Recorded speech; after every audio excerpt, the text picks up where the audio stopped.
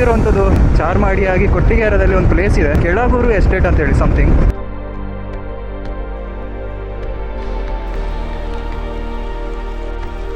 Nature ಲವರ್ಸಿಗೆ ಅಂತೇಳಿ ಹೇಳಿ ಮಾಡಿರೋ ಪ್ಲೇಸ್ ಥರ ಇದೆ.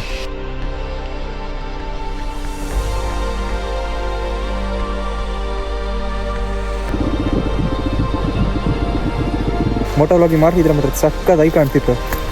ಎದುರಲ್ಲಿ ಫಾಗ್, ಅದರಲ್ಲಿ ರೈಡ್ ಮಾಡೋದು ತುಂಬ ಖುಷಿ ಕೊಡ್ತಿತ್ತು.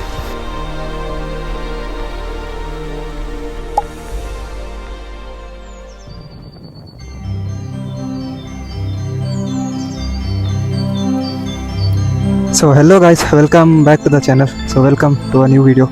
ಸೊ ನೋಡ್ಬೋದು ಬೈಕೆಲ್ಲ ರೆಡಿ ಮಾಡಿ, ಜಾಕೆಟ್ ಎಲ್ಲ ಹಾಕ್ಕೊಂಡು, ಶೂಸ್ ಎಲ್ಲ ಹಾಕ್ಕೊಂಡು ಸೀದಾ ರೈಡ್ ಸ್ಟಾರ್ಟ್ ಮಾಡ್ತಿದ್ದೀನಿ. ಸೊ ಎಲ್ಲಿಗಂದರೆ ಚಾರ್ಮಾಡಿಯಿಂದ ಒಳಗೆ, ಕೊಟ್ಟಿಗೆಹಾರಿಂದ ಒಳಗೆ ಒಂದು ಪ್ಲೇಸ್ ಇದೆ. ಆ ಪ್ಲೇಸಿಗೆ ಒಂದು ಹೋಗೋಣ ಅಂತೇಳಿ, ವಿಸಿಟ್ ಮಾಡೋಣ ಅಂತೇಳಿ ಈಗ ಹೊರಟಿದ್ದೀನಿ. So let's start the video.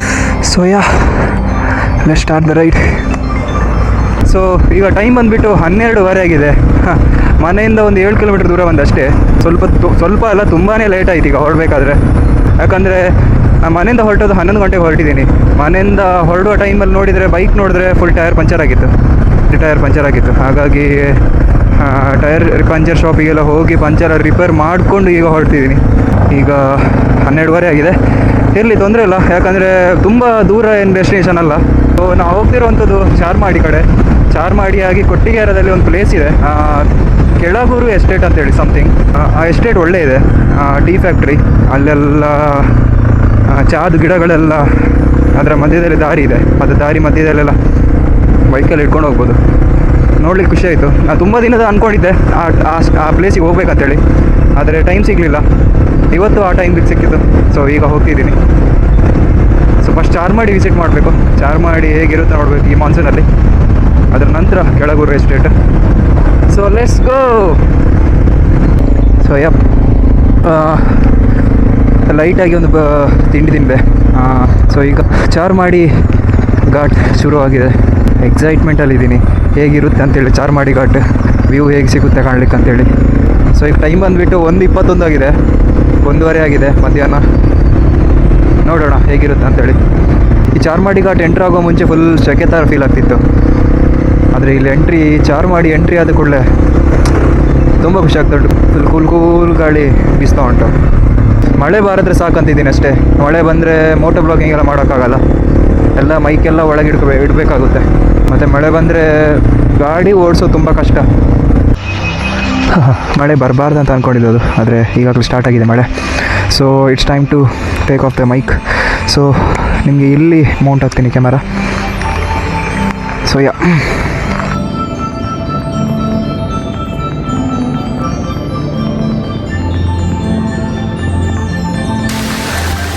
ಚಾರ್ಮಾಡಿಲಿದ್ದೀನಿ.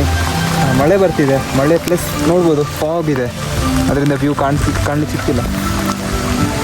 ಅಷ್ಟೇನು ಜೋರು ಮಳೆ ಅಂತಲ್ಲ, ಗೊತ್ತಿಲ್ಲ. ಈ ಮಳೆಯಿಂದ ಕ್ಯಾಮರಾ ಎಲ್ಲ ಆನ್ ಮಾಡಲಿಕ್ಕಾಗಲ್ಲ, ಸೊ ನಾನು ಅಂದ್ಕೊಂಡಿದ್ದೆ ಫಾಗಲ್ಲಿ ಕವರ್ ಆಗಿರುತ್ತೆ ಅಂತ ವ್ಯೂ, ಆದರೆ ಇಲ್ಲ. ನನ್ನ ಲಕ್ಕಿಗೆ ಇಲ್ಲೊಂದು ದೊಡ್ಡ ಬೆಟ್ಟ ಕಾಣಲಿಕ್ಕೆ ಸಿಕ್ತು. ಹಾಗೆ ಕೆಲವು ಫಾಲ್ಸ್ ಇದೆ, ಅಲ್ಲೊಂದು ಫಾಲ್ಸ್ ಇದೆ, ಹಾಗೆ ಇಲ್ಲಿ ಎದುರಲ್ಲೊಂದು ಕೆಲವಿದೆ.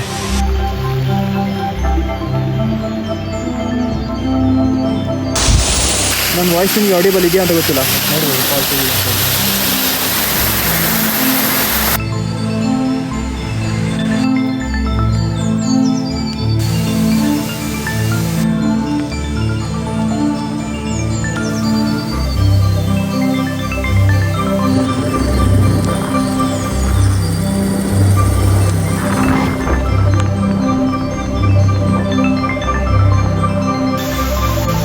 ಸೊ ಈಗಾಗಲೇ ಕೊಟ್ಟಿಗೆಹಾರ ದಾಟಿ ಈಗ ಲೆಫ್ಟ್ ತಗೊಂಡಿದ್ದೀನಿ. ಕುದುರೆಮುಖ ಹೋಗೋ ದಾರಿ, ಹೊರನಾಡು ಆ ಥರ ಆ ಮೇನ್ ರೋಡ್ ತಗೊಂಡಿದ್ದೀನಿ. ಈಗ ಚಾರ್ಮಾಡಿಯಲ್ಲಿ ಎಕ್ಸ್ಪ್ಲೋರ್ ಮಾಡಿದೆ. ಫುಲ್ ಅಲ್ಲಿ ಇರಬೇಕಾದ್ರೆ ಫುಲ್ ಮಳೆ ಬರ್ತಿತ್ತು, ಹಾಗಾಗಿ ಮೋಟೋ ಬ್ಲಾಗಿಂಗ್ ಎಲ್ಲ ಮಾಡಿಲ್ಲ. ಮೋಟೋ ಬ್ಲಾಗಿಂಗ್ ಮಾಡ್ತಿದ್ರೆ ಮಾತ್ರ ಸಕ್ಕದಾಗಿ ಕಾಣ್ತಿತ್ತು. ಎದುರಲ್ಲಿ ಫಾಗ್, ಅದರಲ್ಲಿ ರೈಡ್ ಮಾಡೋದು ತುಂಬ ಖುಷಿ ಕೊಡ್ತಿತ್ತು.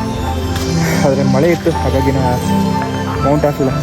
ಆದರೂ ಇಲ್ಲಿಯೂ ಫಾಗ್ ನೋಡ್ಬೋದು ನೀವು ಯಾವ ಥರ ಕವರ್ ಆಗಿದೆ ಅಂತೇಳಿ. ಒಂದು 100 ಮೀಟ್ರ್ ತನಕ, 100 ಮೀಟ್ರ್ ಇಲ್ಲ, ಒಂದು 70-80 ಮೀಟ್ರ್ ಮಾತ್ರ ದೂರಕ್ಕೆ ಕಾಣುತ್ತೆ. ಅದರ ನಂತರ ಸ್ಥಾನ ಕ್ಲಿಯರ್ ಆಗಿ ಫಾಗಲ್ಲಿ ಕವರ್ ಆಗಿದೆ. ತುಂಬ ಖುಷಿ ಬರ್ತಾ ಉಂಟು.